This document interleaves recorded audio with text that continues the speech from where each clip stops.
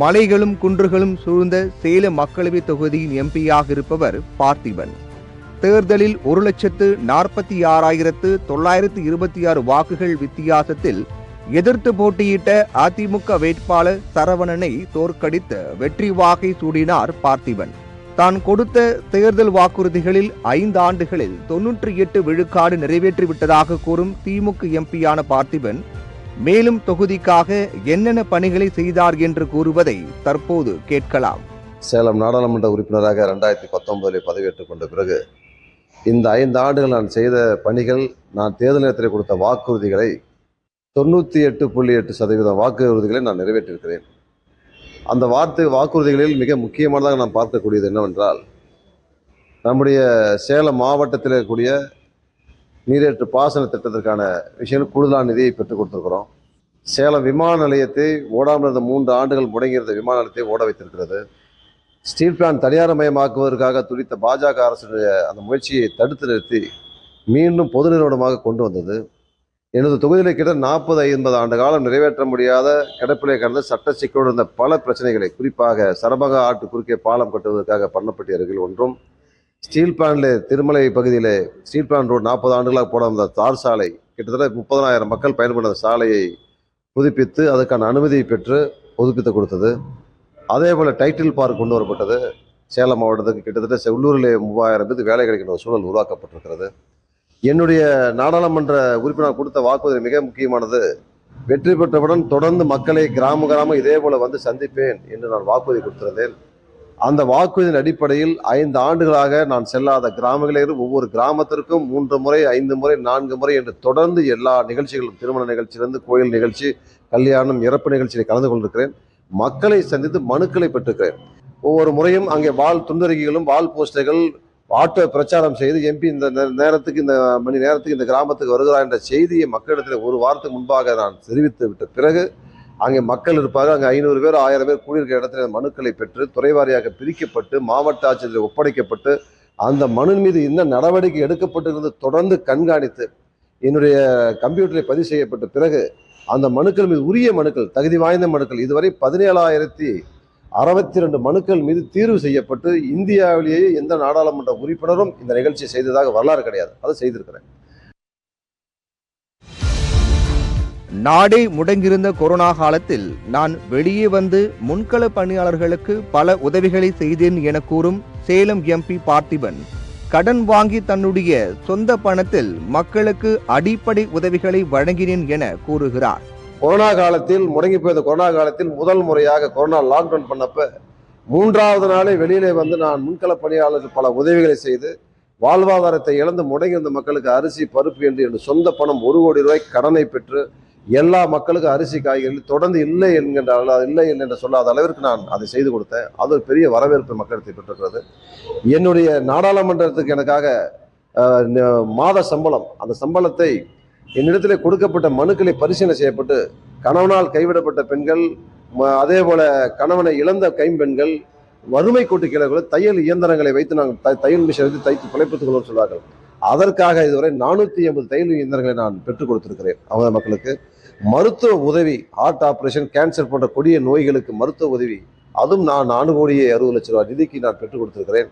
மாவட்டத்தில் கூடிய நான் நாடாளுமன்ற மேம்பாட்டு நிதியை உள்ளூர் மக்கள், கழகத்தினுடைய நிர்வாகிகள் எந்தெல்லாம் திட்டங்களை கேட்டார்களோ அந்த திட்டத்தை இருக்கிற பணத்தை பிரித்து சரிசமமாக பிரித்து கொடுத்து எல்லாம் பண்ணியிருக்கோம்.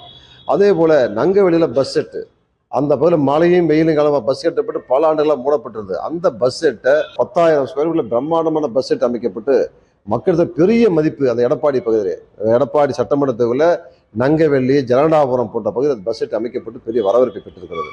அதே போல் ரேஷன் கடை கேட்டோம், ரேஷன் கடை கட்டி கொடுக்கப்படுது. ஸ்கூலுகளுக்கெல்லாம் HDயோட பிளாக் போர்டில் வந்து கம்ப்யூட்டர் போர்டு, ஒரு பெரிய டிவி, 50க்கும் மேற்பட்ட சுமார் இதுவரை 100 ஸ்கூலுகளுக்கு மேலே அந்த பணிகளை நான் செய்து கொடுத்துருக்கிறேன். பெஞ்சு டெஸ்க் கேட்கப்படுது. ஆகவே தொடர்ந்து எல்லா பகுதியிலுமே மருத்துவ உதவிகள்.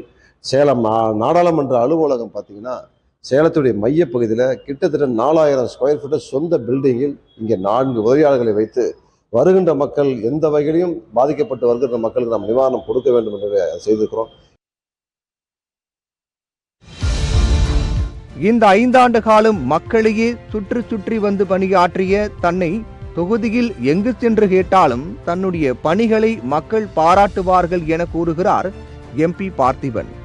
மேலும் சேலம் அடுத்த பரிணாம வளர்ச்சிக்கு தயாராகி கொண்டிருப்பதாக தெரிவித்தார். முழு மன நிறைவோடு நான் இந்த 5 ஆண்டு காலம் மக்களையே சுற்றி வந்திருக்கிறேன்.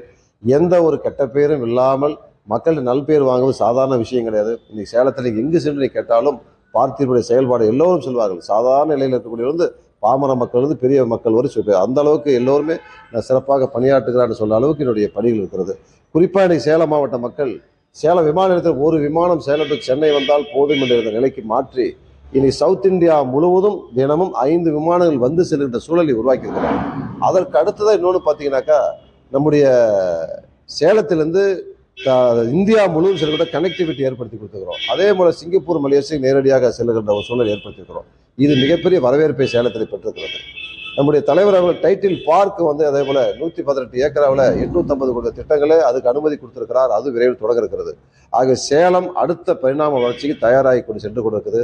இரும்பாலை தனியார் மயமாக்குவதை தடுத்து நிறுத்தி மீண்டும் பொது நிறுவனம் செயல்பட வைத்திருக்கிறோம். ஆக குடிநீர் பிரச்சனை முக்கியமாக தீர்க்கப்பட்டிருக்கிறது. இதுவரை கடந்த அதிமுக ஆட்சியில அந்த 5 ஆண்டு காலத்தில் அதிமுக ஆட்சியில முதலமைச்சராக இருந்த எடப்பாடி பழனிசாமி அவர்கள் இந்த மாவட்டத்திற்கு 7500 கோடி மட்டுமே செய்திருக்கிறார். நாங்கள் இந்த 3 ஆண்டுகளிலே தளபதி அவர்களும் மாவட்ட அமைச்சர் அவர்களும் 8600 கோடி ரூபாய் திட்ட மதிப்பீட்டிலே இந்த மாவட்டத்துக்கு அதிகமான நிதியை பெற்றுக் கொடுத்து இந்த மாவட்டத்தின் அடிப்படை பிரச்சனைகள்லாம் தீர்த்திருக்கிறோம். அதற்கு மட்டும் இல்லாமல் 15 பாலங்கள், அதாவது நேஷனல் ஹைவேஸில் என் தொகுதியை கிராஸ் பண்ணி கூட பல விபத்துகள் டெத்து ஏற்பட்டு கொண்டது. அதையெல்லாம் சரி செய்வதற்கு தொடர்ந்து நான் மத்திய அரசில் போராடி 15 பாலங்களை கொண்டு அதனுடைய பாலத்தினுடைய மதிப்பிடும் 300 கோடி 24 லட்சம் ரூபாய்க்கு இன்றைக்கி அந்த பணிகளை நாங்கள் இன்றைக்கி நம்ம சேலத்துக்கு அந்த பாலங்கள் கொண்டு இன்றைக்கி அது 5 பாலங்கள் நிறைவுபட்டிருக்கிறது. 15 பாலங்கள் பணிகள் நடந்து கொண்டிருக்கிறது. அதே ஜருகுமலை சொல்லலாம். மலைவாழ் மக்கள் இந்தியா சுதந்திரம் அடைந்து அந்த மலைவாழ் மக்களை எந்த நாடாளுமன்ற உறுப்பு சட்டம் சந்தித்ததாக வரலாறு கிடையாது.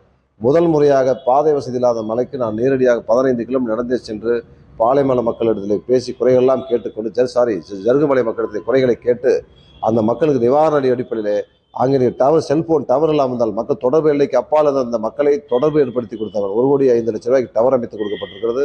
அதே போல் ரேஷன் கடை கழுதை மேலே வைத்துக் கொண்டு செல்வார் ரேஷன் பொருட்களை ரேஷன் கடை மேலே வந்திருக்கிறது. சாலை வசதி விரிவாக்கம் செய்யப்பட்டு நல்ல சாலைகள் அமைக்கப்பட்டிருக்கிறது. அங்கே மருத்துவ முகாமைகள் ஒரு அங்களுடைய மொபைல் மருத்துவ உபகரணோட ஒரு ஆம்புலன்ஸ் அங்கே 24 நிற்க வைக்கின்ற சூழல் உருவாக்கப்பட்டிருக்கிறது. சமுதாய இடம் கட்டப்பட்டிருக்கிறது. குடிநீருக்காக 2 புதிய கிணறுகள். இத்தனையும் அந்த பாலமல மக்கள் 75 ஆண்டு கால கோரிக்கையை இந்த 3 ஆண்டு காலத்திலே அத்தனையும் நிறைவேற்றப்பட்டிருக்கிறது. இப்படி எல்லா கிராமங்களுக்கும் தொடர் சென்று எல்லா பிரச்சனையும் தீர்க்க முடியாத பிரச்சனைகள் எல்லாம் தேர்வு செய்து அந்த பிரச்சனை தீர்க்கப்பட்டிருக்கிறது என்பதை இந்த நேரத்தில் நான் பணிவோடு தெரிவித்துக் கொள்கிறேன்.